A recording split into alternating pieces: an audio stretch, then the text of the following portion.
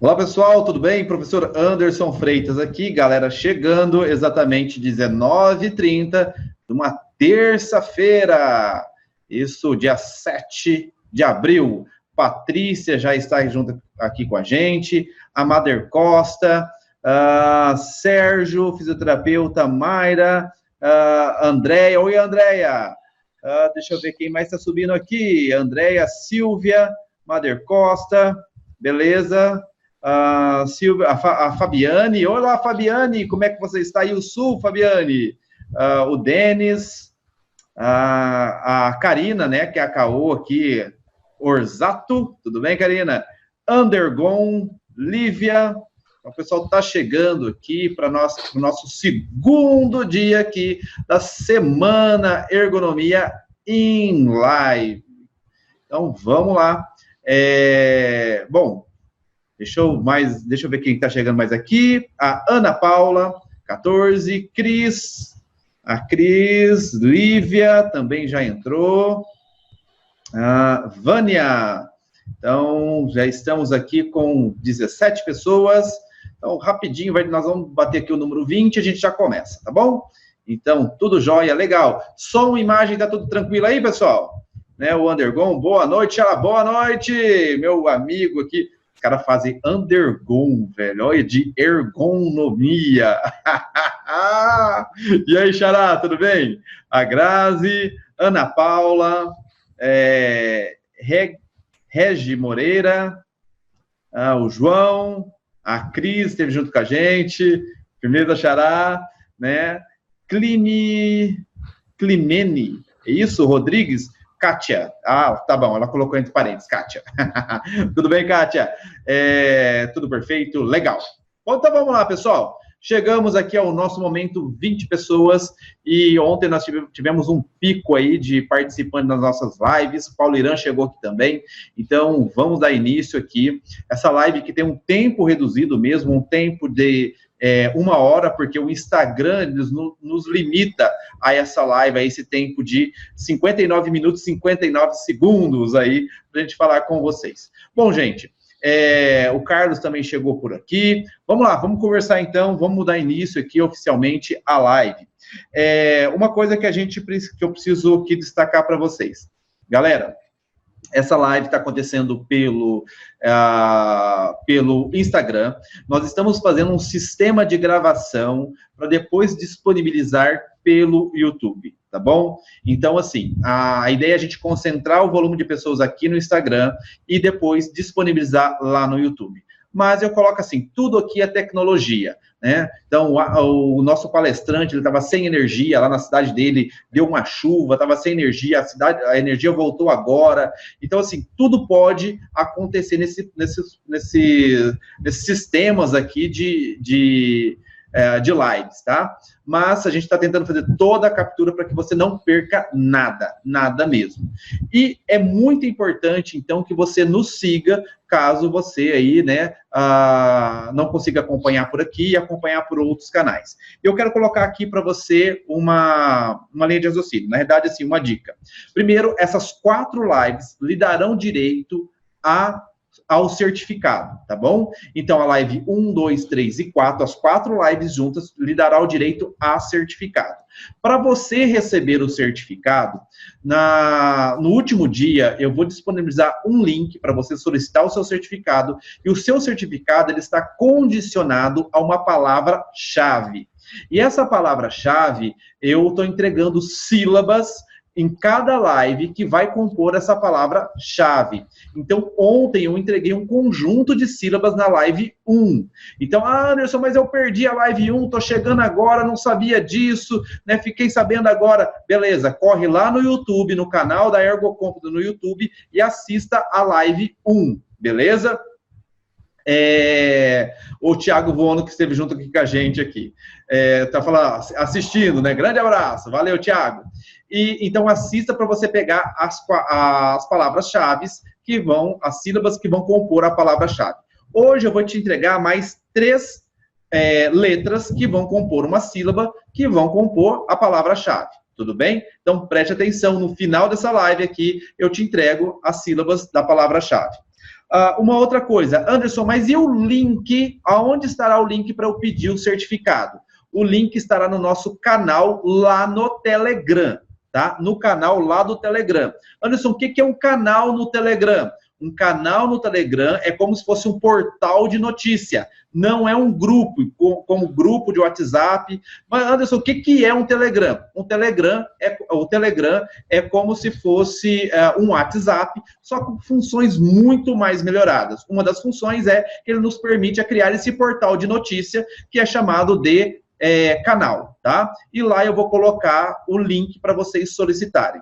Anderson, mas espera aí, onde está esse canal? O canal chama Ergonomia Grupo Raiz. Então, se você não tem o Telegram, é só entrar lá no seu App Store ou no seu Play Store, baixar o Telegram, é gratuito, instala no seu celular e lá no campo de busca você vai buscar o canal, né, Ergonomia Grupo Raiz. Tá bom? Ergonomia Grupo Raiz. Se você correr lá no vídeo no YouTube, quando a gente disponibilizar, na live 1, eu disponibilizei e embaixo na descrição tem um link que vai direto para o canal, tá bom? E tem um link também para você baixar o Telegram, coisa nesse sentido. Mas calma, depois você faz isso. Então, já coloquei aqui as dicas para você que você fale assim, Anderson, cadê o meu certificado? Então, o seu certificado está condicionado a uma palavra-chave e o link que será disponibilizado no canal lá no Telegram. Anderson, me envia no PV? Pessoal, é muita coisa para eu administrar. Não tem como eu ficar enviando pelo PV, tá bom? Então, vamos lá. Recados dados, tá? Vamos dar continuidade aqui. Deixa eu falar aqui, convidar o nosso palestrante. Quem será o nosso palestrante de hoje? O nosso palestrante de hoje, ele chama Átila Rodrigues de Castro Andrade. Ele é um profissional de educação física, tem especialização em ergonomia, pós-graduação em personal trainer, ele atua com ergonomia já há 6 anos. E, recentemente, né, ele é papai do ano, ele é o papai da Valentina, né? Então, é o nosso convidado aqui, o Átila. Deixa eu chamar ele aqui para vocês, né, para ele compartilhar a tela aqui com vocês. Então, o Átila está subindo em 3, 2, e o Átila vai aparecer aqui para vocês no 1. Átila aqui já para vocês aqui, né, o professor Átila. Olá, Átila, tudo bem? Boa noite, como é que você está? Boa noite, Anderson. Boa noite, pessoal. É um prazer estar aqui tentando dividir um pouquinho, sim, dessa experiência com vocês aí. Ah, que legal. Pessoal, o tema de hoje é gestão ergonômica. Gestão ergonômica. Átila, podemos dizer que esse tema seria um tema... igual, sabe aquela música do Zeca Pagodinho? Né? Caviar, né? Eu só ouvi, mas né, nunca comi, eu só ouço falar. Será que esse nunca vi nem comi, eu só ouço falar. Só ouço falar, né? Será que gestão ergonômica é mais ou menos esse caviar aí? Como que é a realidade da gestão? Pode falar. Aqui na minha cidade, né, uma cidade pequena, um polo moveleiro, né, bastante empresas de imóveis aqui, mas assim, pequenos e médio porte. Então, aqui sim, aqui rola muito análise ergonômica a partir de uma demanda do Ministério do Trabalho. Então, assim, gestão é uma coisa rara de acontecer. Né? A cada 10 empresas que a gente faz aqui, uma se preocupa em gestão em SST.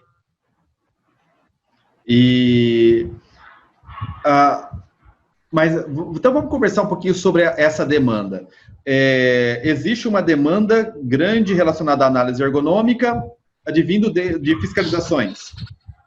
Sim, sim. Aqui a demanda é muito grande para a realização das análises, né? Proveniente da fiscalização diante do Ministério do Trabalho.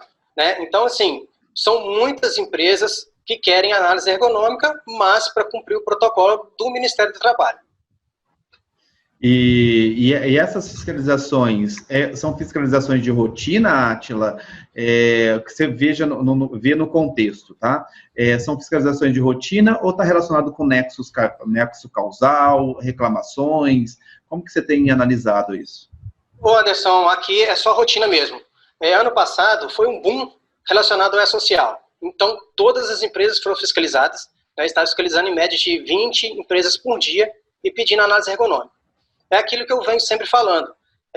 O pedido da análise ergonômica aqui não é relacionado a um nexo. né? Eu até cheguei a comentar com você uma vez sobre isso. O fiscal chega e pede, eu quero a análise ergonômica dos postos de trabalho.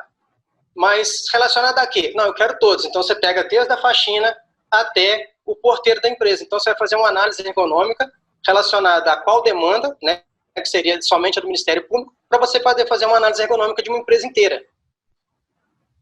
Entendido. E nesse processo, vocês têm trabalhado, ou os amigos aí que envolvem, às vezes você troca ideia com os amigos que estão por aí, tá? Também os demais amigos aí da área da ergonomia. Vocês têm trabalhado no processo de contestação desses pedidos? Porque, assim, uma coisa a gente até conversou ontem, né, sobre essa demanda, a análise ergonômica, ela está conecta com uma demanda.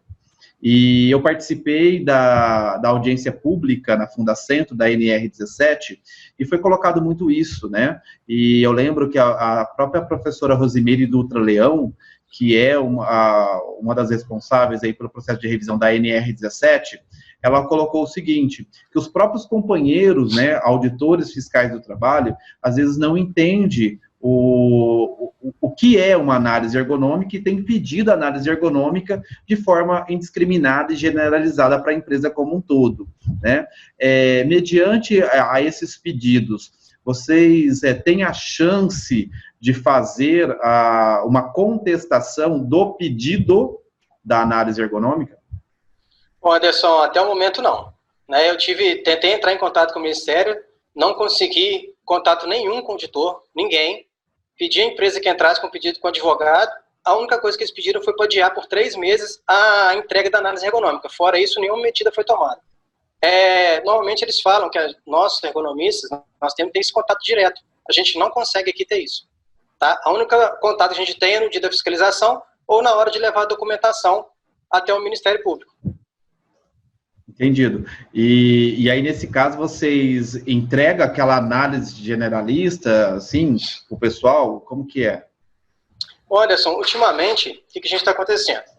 As empresas aqui são empresas grandes, né, indústrias moveleiras, possuem vários setores de trabalho, muitos mesmo, pelo menos aí tem empresa que consta com 50, 60, aí você faz aquela análise ergonômica, parece uma bíblia. Na hora que você vai entregar, o auditor te pede ela em PDF para quando ele precisar, ele entrar e analisar. Então, assim, eu não vejo muito nexo em fazer uma análise ergonômica a esse ponto. Então, assim, se toda análise ergonômica provém de uma demanda, eu vou para dentro de uma empresa dessa para procurar o quê? Eu vou ficar procurando risco? Entendido. O Carlos aqui, ele colocou nem sei se foi uma pergunta, se foi uma afirmação, mas eu vou ler aqui, Carlos, tudo bem? Ele colocou assim, no manual da NR17 deixa claro que o fiscal deve pedir à ET quando houver dúvida da situação de análise, né? Que merece uma análise mais aprofundada, isso mesmo, tá lá, eu acho que está na página 15, isso, do manual de aplicação da NR17, que o Carlos colocou aqui, que, né, o auditor ele tem que deixar claro qual é a demanda. Sabe por que eu estou colocando isso, Átila? Porque a grande preocupação é o próprio Ministério Público, vamos supor, se ele está usando isso, tendo esse documento como, ao momento que eu precisar para entrar com uma ação ou bater mais forte na empresa, inclusive a análise que foi feita de uma forma macro, se você não tiver um jogo de cintura, e eu já vou até contar o que eu faço nesses momentos, se você não tiver um jogo de cintura, eu acho assim que você está colocando, inclusive, a sua responsabilidade técnica à prova, porque pode passar para uma auditoria, e, de repente, a auditoria da sua análise ergonômica ser contestada, né? Como você vê isso? Você tem uma certa preocupação? Olha, com certeza, Anderson. A partir do momento que você entrega a sua análise, ela vai para o Ministério e você é responsável por aquilo que você colocou. E você realizar uma análise ergonômica sem ter o que, vamos supor, sem ter o que averiguar, é um pouco complicado. Ontem o Thiago até falou sobre o laudo, né? Como que você vai conseguir contestar alguma coisa na sua análise ergonômica se, tipo assim, você não tem o que você procurar nela, né? Você vai procurar o CID nas empresas, as empresas não têm CID, ninguém sofre acidente. Então, assim, não tem onde você começar. E ó, aqui ó, o Carlos até colocou isso mesmo, página 15. Tá virando Bíblia o manual de aplicação da NR 17 aqui para mim, Carlos. Não, pessoal, o que acontece comigo? Eu não sei se você já se procedeu dessa forma, viu, Átila?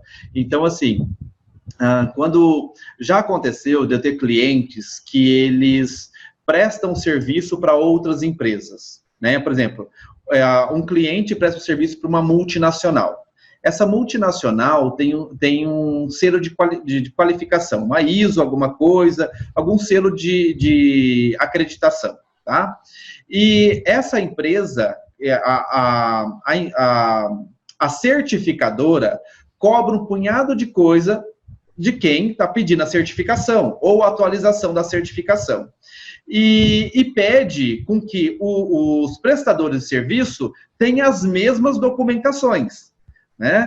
Então, e já aconteceu, então, de um cliente me ligar para você, eu preciso de uma análise ergonômica da empresa como um todo, né? Do meu serviço como um todo para eu entregar para aquela empresa. E aí você faz toda aquela abordagem, explica, traz o contexto, olha, não é isso que você precisa, não existe análise ergonômica da empresa como um todo, né? A gente acaba conversando, explicando, o cliente ele até entende, mas ele fala assim, Anderson, o grande problema é que tudo isso que você está me explicando, eu não consigo explicar para o meu contratante e o meu contratante explicar para a certificadora, né? E aí, no caso, como que eu como eu procedi dessa forma? Ele precisava da descrição por função mesmo, e eu fui bem claro em cada uma das funções. Não houve demanda evidenciada para uma análise ergonômica. Não houve demanda evidenciada para uma análise ergonômica. Porque, assim, você acaba fazendo um estudo da demanda, e não aquele estudo da demanda quando você já tem um problema e você quer estudar o problema. Mas você acaba fazendo um estudo para tentar encontrar um problema para você fazer uma análise ergonômica. E aí, eu acabo quase que descrevendo a metodologia que eu acabei utilizando para tentar achar um problema e eu justifico. Não houve demanda. Ah, mas você não vai aplicar checklist de mesa e cadeira? Fala assim, olha, eu não tenho necessidade para isso. Você tem algum jogo de cintura para isso? O que você faz aí? Anderson, o que acontece aqui? Como nós estamos num grupo meio de pequenas empresas, o pessoal tem a cabeça muito preocupada com a multa. Né? Então, quando se pede uma análise ergonômica, o pessoal acha, pelo amor de Deus, faz para mim, entrega. Eu tenho empresas que estou com 6 anos na área, a primeira análise ergonômica que eu fiz, entreguei, o Ministério do Trabalho, né, foi pedido pelo Ministério, e eles nunca mais voltaram. A análise ergonômica está lá, até brinquei com o técnico de segurança que está lá, desde que eu fazer a análise está bonitinha, novinha, sem uma rasura dentro da gaveta. Então, mas o que ele falou comigo? Pelo menos não fomos autuados.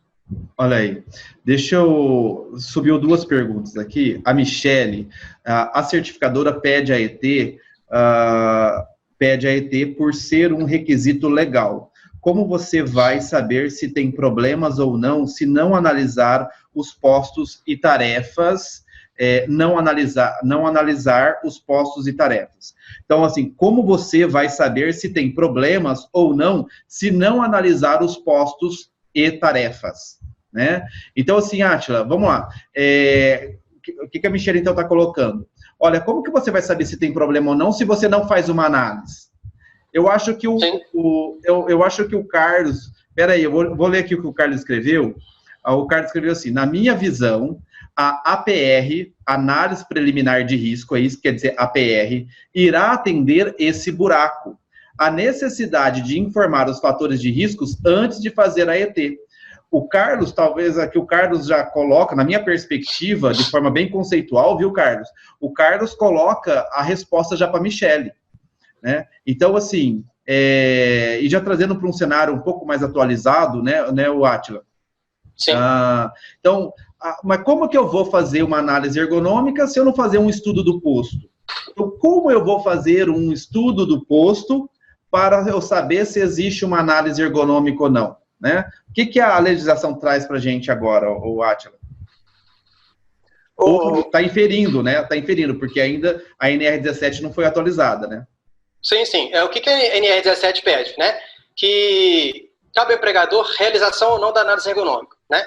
Só que hoje nós temos aí, vai entrar em vigor o PGE, que pede o programa de riscos ocupacionais, né? Então, o que a gente pode fazer? Esse levantamento prévio de riscos, caso haja necessidade da elaboração da análise ergonômica. Então, você pode fazer o levantamento da empresa como um todo, mas por setores. Aquela empresa, aquele setor que existe aquele risco, a gente poderia estar fazendo a análise ergonômica daquele setor por um todo. O Carlos até coloca aqui, né, a nova redação que foi proposta, né, no dia, que esteve até o dia 29 de setembro em consulta pública, traz a avaliação preliminar de risco, Michele, antes da análise ergonômica. Então, o que acontece? Toda empresa será obrigada a fazer uma análise preliminar de risco ocupacional. Entre eles, os riscos ergonômicos. A partir de uma estratégia de gestão desses riscos, você pode chegar a uma conclusão de uma demanda que requer um estudo ergonômico. Mas não é somente isso que você pode utilizar como referência. Você pode utilizar como referência também registros epidemiológicos, né? Problemas, afastamentos do trabalho, coisas que o SESMIT tem enquanto informação, ou até mesmo as informações produtivas, né, Átila? Então, de repente, sim. A empresa, olha, nós não estamos conseguindo aqui, análise ergonômica, ela não é apenas para investigar ou analisar problemas relacionados com doença, tá? Então, e aí tem uma pergunta aqui, né? Essas demandas que vocês têm dentro da empresa, Átila, elas têm alguma correlação com doença ou é apenas documental mesmo? Olha, isso é apenas documental, tá? Igual eu te falei, quando eu entrei na empresa, a gente procura análise para fazer análise ergonômica. A primeira coisa que eu pesquisei, que eu procurei, seria se tem alguns indicadores, né? Se tem CID, se tem diagnóstico de doença, nada relatado. Então, você não tem um ponto de partida, né? Só que como aqui na nossa região aqui, as empresas têm esse foco de imóveis, a gente sabe que existe a sobrecarga, então você acaba partindo de um ponto, né? Sobrecarga nos membros superiores, tá? Um exemplo aqui. Então você acaba estudando em cima daquilo, né? Algumas pessoas perguntam, né? Igual a extinta tabela 23 aí. Então para mim procurar o risco eu vou analisar os 58 itens. Então fica uma coisa meio complicada, não tem um ponto de partida, né? Fica uma tarefa meio cansativa. Você vai ficar procurando o risco dentro da empresa para você poder documentar. Se a empresa não tem CID, se não tem relato de doença, não tem nada, por onde que eu vou partir? Por isso a necessidade de fazer uma análise preliminar de risco, né? Que aí você já tem o seu ponto de partida. Eu não sei se a Michele, eu estou indo por ordem, a Michele colocou assim, lembrando que a ET é um requisito legal. Sim. Michele, a análise ergonômica do trabalho, ela foi citada dentro da NR17, quando teve a primeira atualização da NR17, que foi em 1990. Então, houve uma demanda em 1988 por um sindicato de empregadores de digitadores, pessoas que trabalhavam com entrada de dados, e eles utilizaram o método da análise ergonômica, que foi desenvolvido em 1966 por Alain Wisner, e eles utilizaram o método para compreender a complexidade do trabalho de digitação. E aí eles colocaram dentro da NR17 a sugestão quanto um método para analisar as condições de trabalho. E aí ele coloca a palavra cabe ao empregador. Até a gente conversou sobre isso ontem. Você estava acompanhando, Átila, a live, né? Sim. Nós conversamos sobre isso ontem. Isso. Essa palavra cabe ao empregador. O sentido de cabe ao empregador, ela foi esclarecida, essa palavra, lá no manual de aplicação da NR17. Página 15, está lá no manual da aplicação da NR17, que esse cabe é que quando o auditor solicitar a análise ergonômica, o empregador é responsável pelos honorários do ergonomista. tá? Mas, e as pessoas trouxeram um sentido mercadológico, que esse CAB é como se fosse obrigatório. Então, assim, a empresa como um todo tem que ter análise ergonômica para a empresa como um todo. E é justamente esse viés técnico, né, que faz com que a ergonomia perca os seus sentidos. E aí é isso que a gente está falando aqui, Átila, né, sobre a gestão ergonômica. Se a gente tem um início falho, eu acho que a gente não consegue fazer esse processo de gestão. Né? Você sente isso? Que talvez essa limitação, esse pedido de auditores fiscais do trabalho, que você acredita que, inclusive, são as autoridades máximas e que entenda isso, né? E trazendo aqui um parênteses, pessoal, até um certo tempo, eu não lembro o ano certinho, para você ser auditor fiscal do trabalho, tinha alguns pré-requisitos, né, de conhecimento da área e tudo. Hoje, só para vocês terem uma noção, o José Alberto Maia, que é auditor fiscal do trabalho, ele está à frente, que é o coordenador do comitê gestor do E-Social, a formação dele é na informática, né, é de TI, e ele é um auditor fiscal do trabalho. Então, às vezes, essas pessoas não têm uma base na área da segurança e saúde do trabalhador e acaba indo para o mercado no processo de fiscalização e acaba cometendo algumas limitações. E voltando aqui para a gente, voltando para o tema, Átila, você acha que esse ponto inicial, que o auditor ele poderia nos ajudar muito, sim, orientando, e você acha que essa limitação do auditor, da forma que ele deveria pedir a análise ergonômica, isso limita a continuidade do serviço na área da ergonomia? Ô Anderson, com certeza, tá? Você faz o levantamento de uma análise ergonômica, no final, você teria que sentar, apresentar esses riscos dentro de uma empresa, né? Para você tentar fazer o gerenciamento, fazer a gestão de SST dentro de uma empresa, né? Mas como que você vai chegar perto de uma empresa hoje, uma empresa que, na minha realidade, uma empresa de pequeno porte, essas empresas elas são super sensíveis a preço. Você vai chegar perto da empresa, terminei minha análise ergonômica, ficou em X, tá? Agora vamos conversar que você vai me pagar para mim depois transformar isso em lucro. Essas empresas elas não estão querendo daqui a pouco retornar esse lucro, elas querem um lucro imediato, porque elas não têm o que investir. Sabe aquelas empresas meio Game of Thrones? Que o diretor é o pai, os filhos são administradores, todo mundo ali dentro. Empresa familiar. Isso, então assim, é bem complicado você trabalhar. Né? Então, a partir do momento que você termina a análise ergonômica, você entrega, a pessoa vai assim, beleza, e aí? Né? Não, então tá, vamos sentar, vamos passar, vamos explicar tudo, como que significa, como que faz. Tentar realizar um plano de ação junto com a empresa, porque, igual você falou, adianta eu terminar uma análise ergonômica e entregar meu plano de ação? Não, os principais interessados são os diretores, os financeiros, o dono da empresa. Então, eu tenho que sentar com ele para tentar analisar isso aí. Só que no final das contas ele te vira e fala assim, não, meu técnico de segurança resolve esse problema. Então, assim... Desculpa, pode falar. Então, assim, às vezes a cada 10 análises ergonômicas que a gente consegue fazer, que a gente termina, uma aceita gestão. As outras não, as outras engavetam o documento, é somente o documento para protocolar o Ministério do Trabalho. Então, essa é a maior dificuldade que nós temos aqui. Eu não sei se geral isso, o pessoal pode até comentar, se funciona com eles também, ou se é uma realidade só minha aqui. Quando você falou do plano de ação, Átila,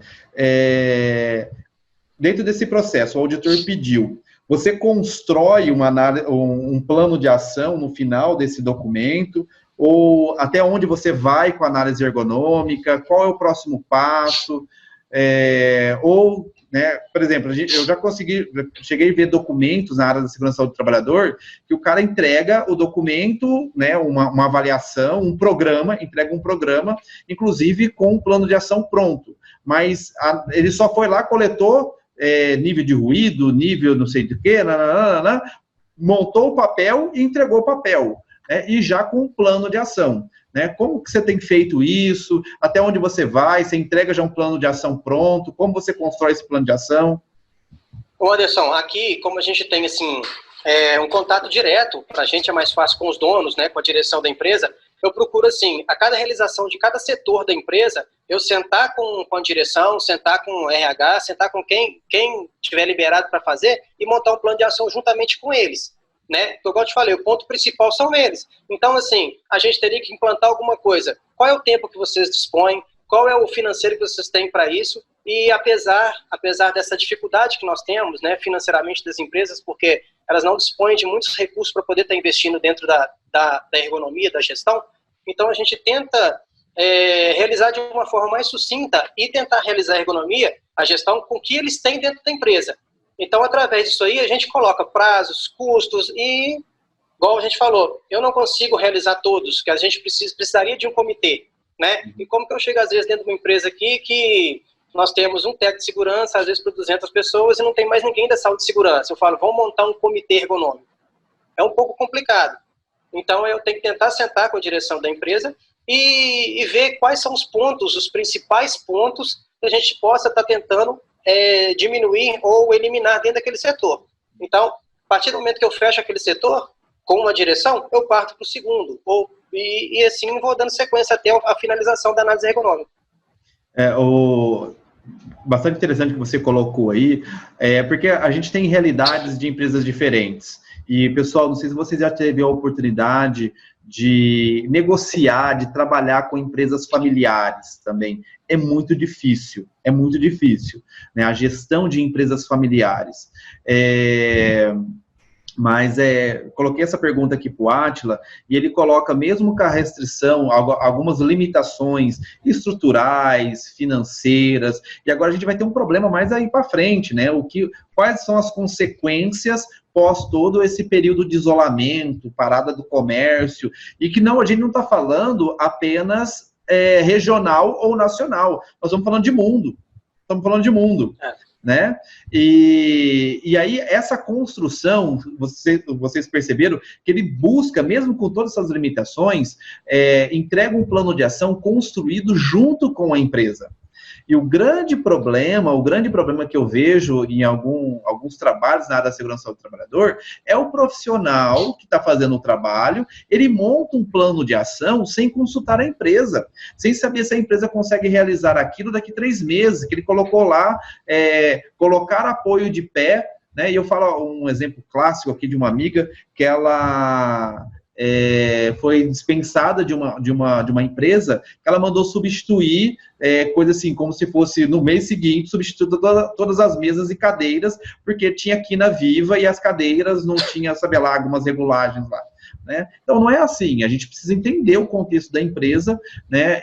Entender o centro de custo para construir isso, né, Átila? Aqui próximo, né, eu fui chamado para uma empresa lá, que ela já tinha o plano de ação formado. E o que aconteceu? A ergonomista que estava lá, ela montou um plano de ação, e dentro desse plano de ação, ela pediu 12 mesas elevatórias, né? E essas mesas elevatórias, elas têm um valor de aproximadamente 10 a 12 mil reais. É para uma empresa pequena, com 100 funcionários. E essa análise ergonômica, ela tinha sido pedida pelo Ministério. Ela foi para o Ministério, voltou toda assinada, protocolada, e a empresa teve que recorrer com o advogado. Por quê? Eles teriam que investir 12 mesas elevatórias, o valor de 12 mil, daria 144 mil, mais ou menos. E a empresa não tinha dinheiro para isso, e tinha dado, acho que com 2 ou 3 meses para fazer essa mudança toda. Então, eles começaram a buscar da ergonomista, e diz, né, eu não sei o final da história, mas o advogado tentou recorrer para a ergonomista pagar isso aí. Não sei como que funciona. Olha, tamanha responsabilidade, que quando você tá assinando um plano de ação, isso traz a referência. E sabe o que é legal, Átila, agora? O GRO, né, que é o macro, que é o gerenciamento de riscos ocupacionais, e dentro do GRO vem o PGR, que é o Programa de Gerenciamento de Riscos, que inclusive é tema da nossa live de amanhã com o Dr. Robson Spinelli, traz a questão da responsabilidade. E a NR1, que já está em vigor, não a NR1 que está trazendo o PGR, o GRO, que vai começar somente em fevereiro do ano que vem. Mas a atualização que nós tivemos no dia 30 de julho traz a questão sobre a responsabilidade técnica. E traz lá a questão, né? E aí ele traz a seguinte palavra, né? Então, quando tem lá, cabe à organização. Quem que é a organização? As pessoas vão dizer, mas o empresário não vai fazer mais nada, né? Porque, assim, cabe à empresa. Agora cabe à organização. E essa organização também é a pessoa que o empresário nomeou enquanto responsável técnico. Sim. Né? Então, olha a relação aí de você ter que responder, inclusive pagar por isso. Não, com certeza. O Thiago colocou aqui, Átila, eu vou fazer aqui e aí eu já volto para você. É por isso que estou curioso para iniciar a nova NR17, pois ela estará linkada com a NR1, onde teremos a necessidade de uma avaliação prévia, né? A Cris aqui, Cris Lagos, concordo, Michele, é só visualmente. Deixa eu ver aqui. Peraí. Clara, sim, por isso a análise preliminar, né? Então, a Clara concordando com a gente, por isso a necessidade de fazer a análise preliminar, Átila, né, para que você tenha insumos, inclusive, noções de gestão, né, para você saber qual é a necessidade de uma aplicação. Eu falo que haverá empresas que nunca terá necessidade de ter uma análise ergonômica, tá? A live do Átila acho que caiu, né? Travou? Não, voltou aí, Átila, voltou. Né? Tudo bem. Tem uma pergunta aqui, ó, do grupo do SESMIT, né? Se realizar a avaliação preliminar de risco, se é necessário fazer uma análise ergonômica. Acho que a partir do momento que você faz... Quem fez a pergunta? Martin Costa. Beleza, vai lá. Achou? Então, assim, eu acho que a partir do momento que você faz a análise preliminar de risco e você encontra um risco, tudo bem você fazer uma análise ergonômica, mas se você fizer uma análise ergonômica, vamos supor, num setor aqui de cozinheira, que às vezes tem, se você não avaliar risco nenhum, você vai fazer uma análise ergonômica inteira. Eu acho que né? Vai ficar procurando o quê? Não tem o que procurar. Às vezes aqui, jardineiro, aí eu fui fazer. Aí pedi para fazer análise ergonômica de jardineiro. O jardineiro trabalha 2 horas por dia, 3 vezes por semana. Eu vou avaliar o quê de um cara desse? Ele corta com um carrinho, usa protetor solar, usa chapéuzinho, o carrinho é coberto. Ué, aí eu fiquei andando atrás do cara, 2 horas por dia, vi o que ele fazia, gente. Não tem o que fazer.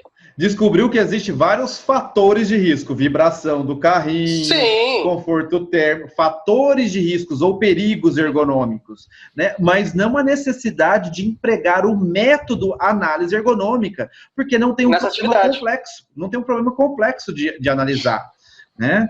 A Mader Costa, sim. Legal, achei aqui. A Patrícia, na sequência aqui, o que temos de novo em gestão ergonômica, principalmente na parte psicossociais, cognitivas e organizacionais?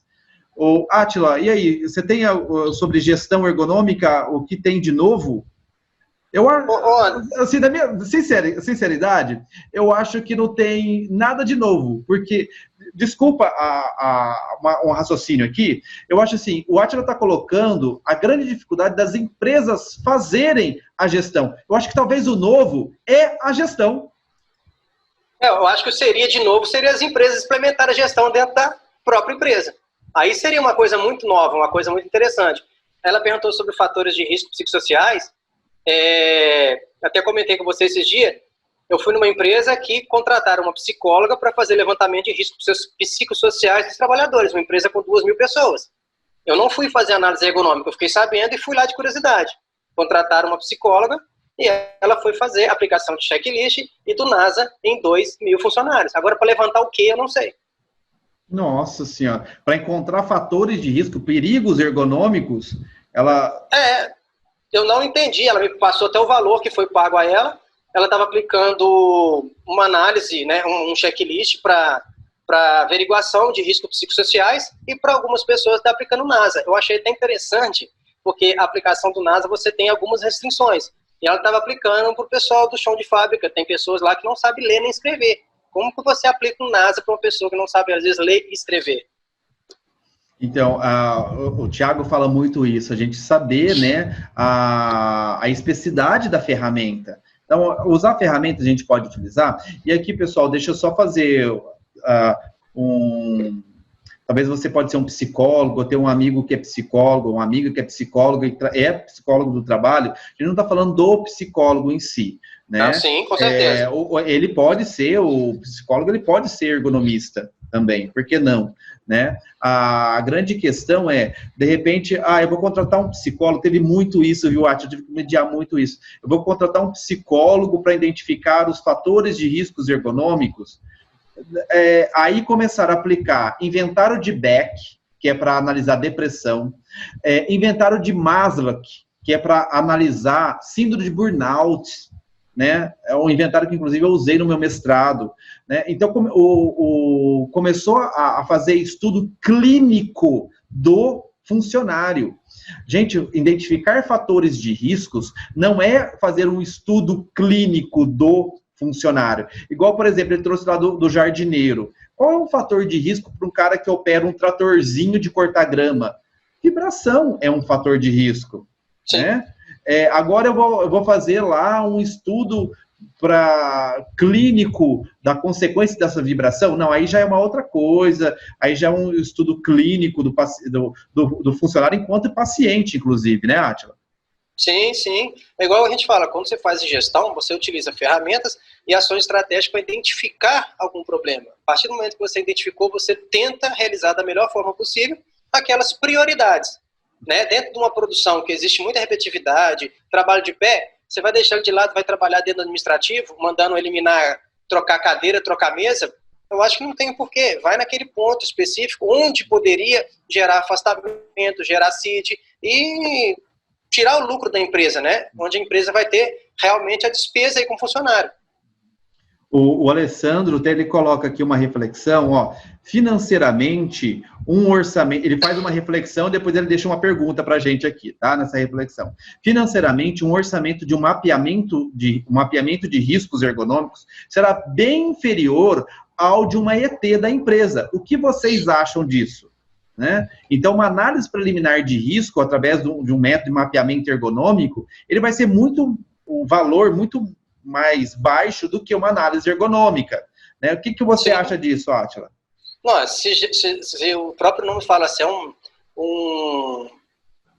uma prévia de risco, levantamento prévio de risco, você vai ter muito menos trabalho do que o levantamento de uma análise ergonômica. Consequentemente, o valor é mais baixo, sim.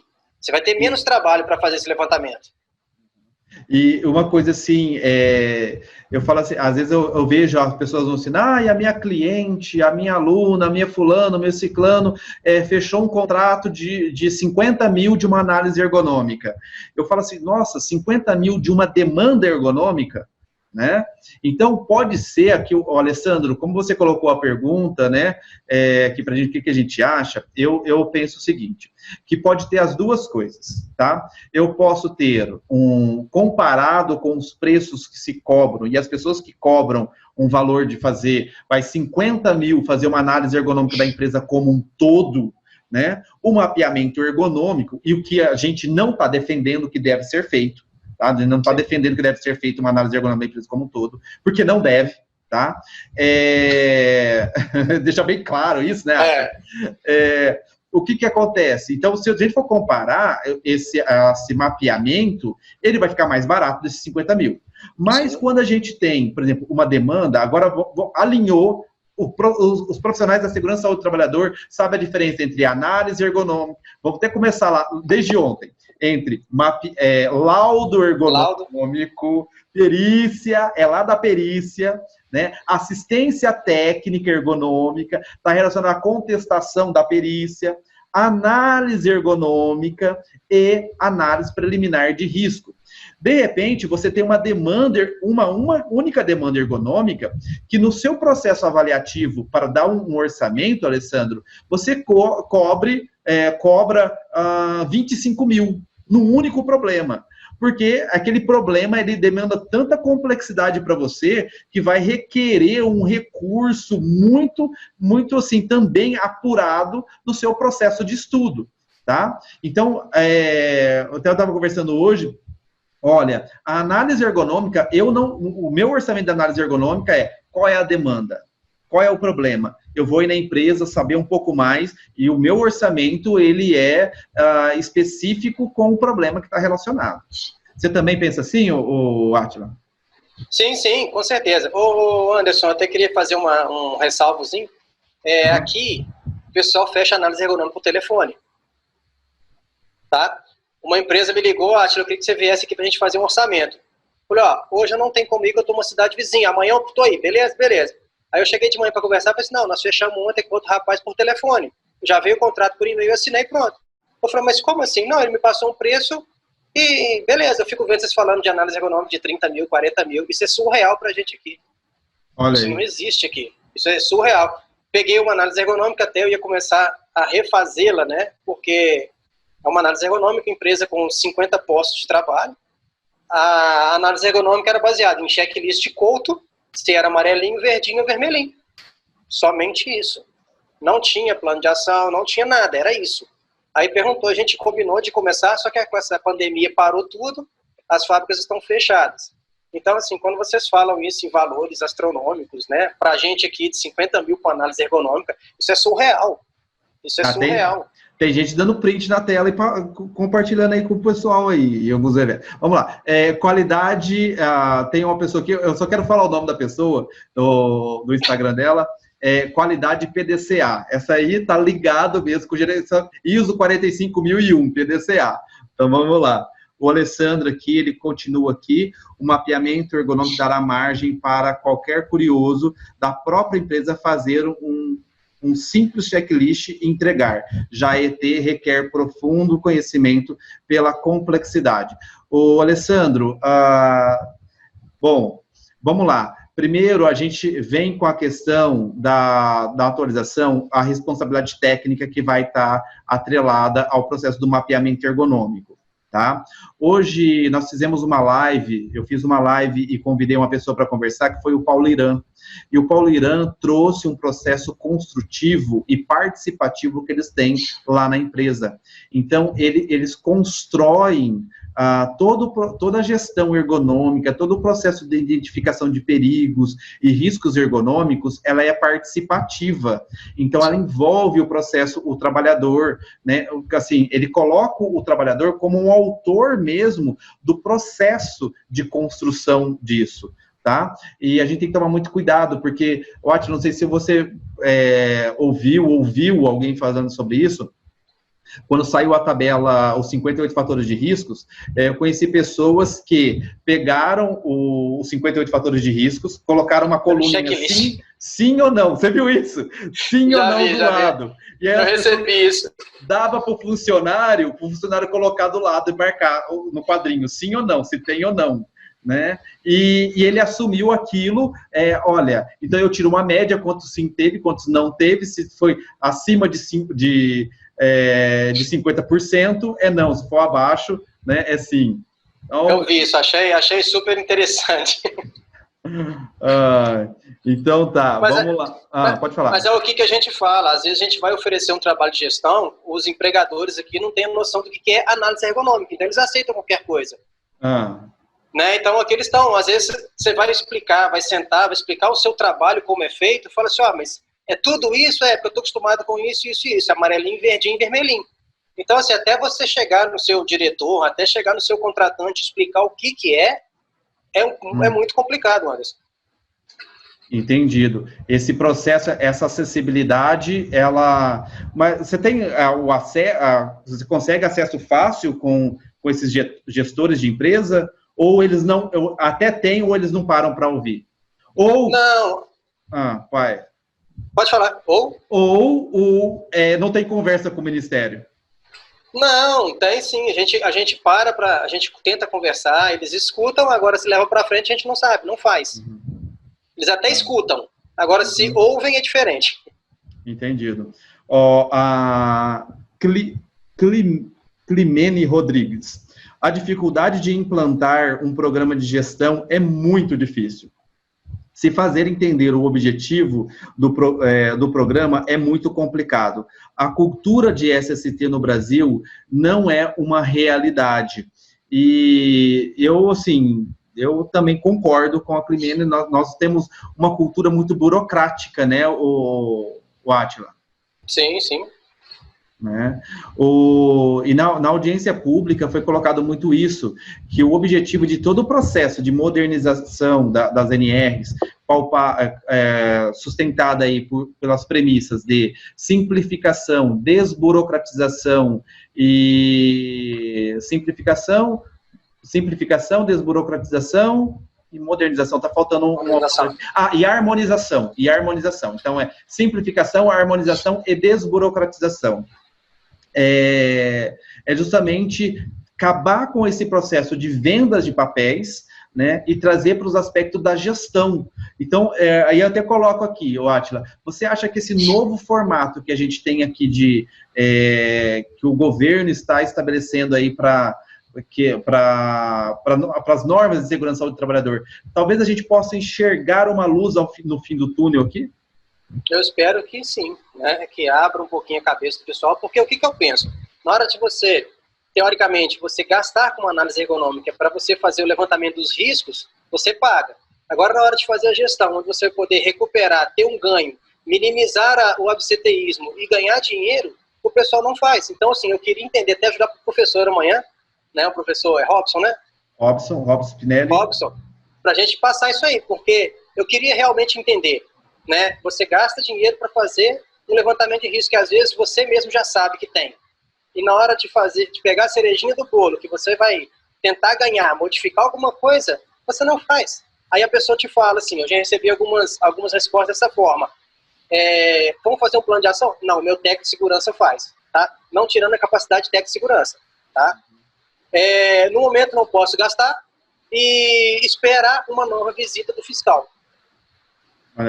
Então, por quê? Eles não acreditam muito na fiscalização. Porque uma pessoa que chega lá e te pede uma análise ergonômica de uma empresa inteira, ele não vai voltar para ler uma análise ergonômica da empresa inteira. Ele vai esperar alguma demanda, alguma denúncia, algum aumento de reclamações de afastamento, coisa que às vezes não tem, porque alguém postou aqui que o pessoal esconde o CID. Né? Isso acontece demais. Eu já tive uma empresa que foi cortada a cabeça de um dedo e não foi aberto CAT nenhuma.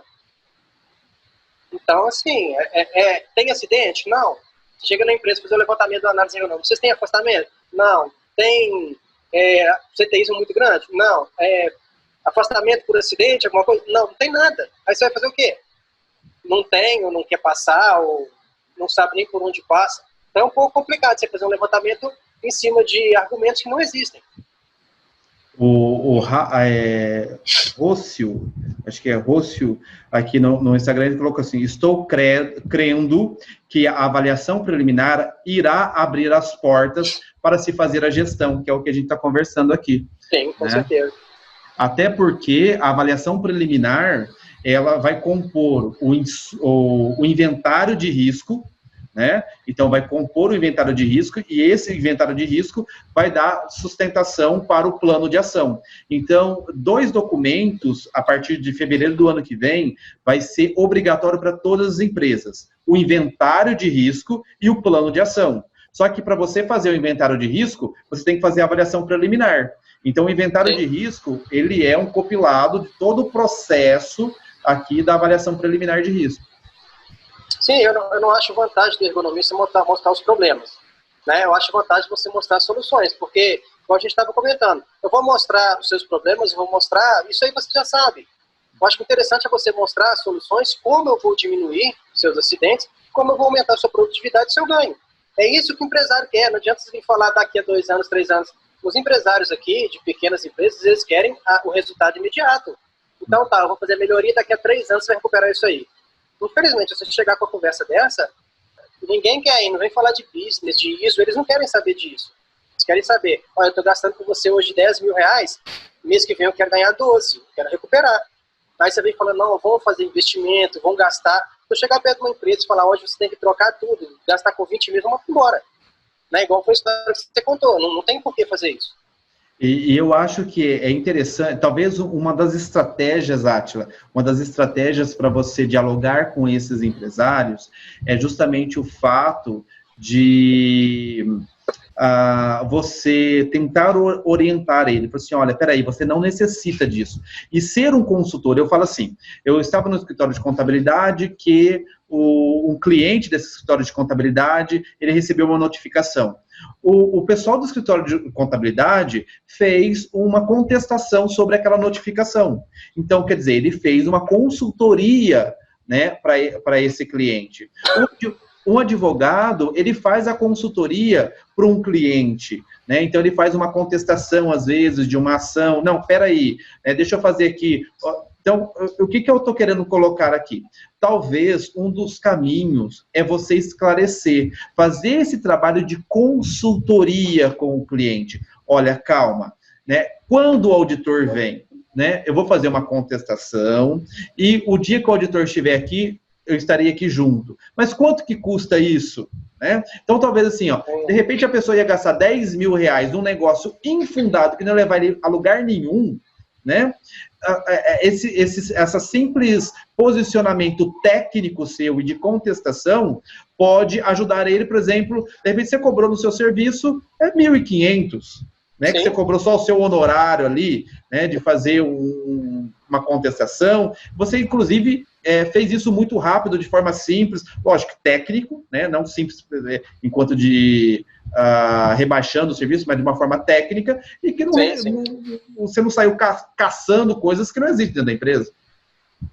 Isso é uma realidade nossa aqui, né? A gente tem que fazer esse levantamento de tudo, pedido pelo auditor. Igual eu te falei, às vezes não aceita essa contestação. Eu já cheguei a pegar na Econômica, o cara pedia 1 mês. Aí sim, nós entramos com o pedido, o advogado conseguiu passar para 3. Mas é bem complicado você fazer isso. Aí a gente entrega. Quando eu fui passar isso para a empresa, eles falaram assim, não, ele não quer documento, ele quer em PDF, para ele arquivar, porque já tem muito documento em cima da mesa. Então essa foi a resposta que eu recebi. Salvar nas nuvens. Então, só em sonho que ele vai ler, né? Bom, a Bárbara está aqui também, nossa representante técnica lá de Limeira está aqui também. Nossa, nós temos bastante perguntas aqui. O Rodrigo falou do plano de ação que deve ser constituído com a empresa. Obrigado, Rodrigo.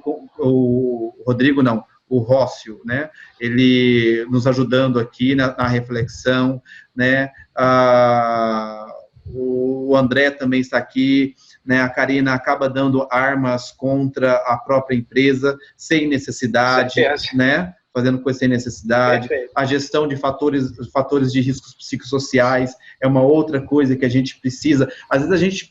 Porque, assim, o PGR, o GRO, ele é uma gestão que ela pode ser guarda-chuva. Então, de repente, e o André coloca a questão da gestão dos riscos psicossociais, você pode ter um braço onde você vai trabalhar dentro do seu inventário de risco, dentro do seu plano de ação, ter um braço específico para gestão de fatores de riscos psicossociais. Então, você pode trabalhar com a ergonomia, né, enquanto um braço, né, como um aspecto de uma gestão guarda-chuva, e você faz um apêndice, né, para lidar com as condições ergonômicas. Então, a nova legislação permite que você lide com os casos de forma particular, né, conforme a necessidade de cada empresa.